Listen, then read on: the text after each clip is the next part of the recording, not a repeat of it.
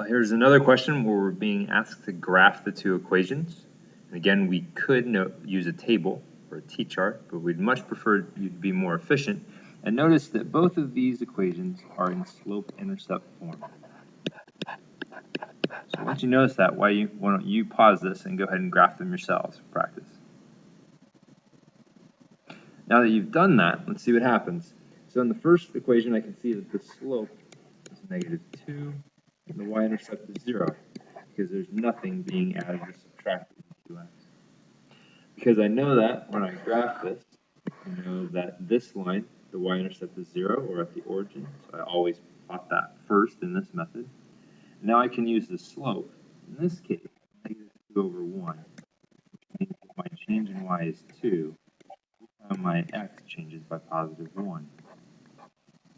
So, once I label these so that someone understands my scale, I know that from my y-intercept I need to go down 2, because it's -2, and to the right 1, because it's +1.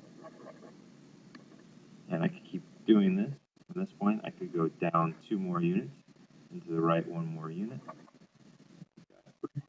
which allows me to make a decent sketch of my line. Again, one issue is going to be just the limitations of your ability to draw a straight line. You can tell mine's not very good. Second line, same idea. I know that the slope is 1. I know the y-intercept is -1. So the first thing I'll do is plot my y-intercept, which is -1.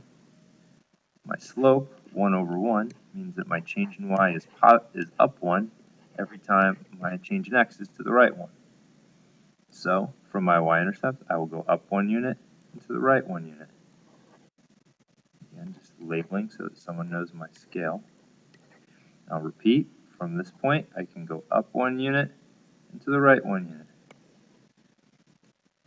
A decent sketch of my line. It looks something like this.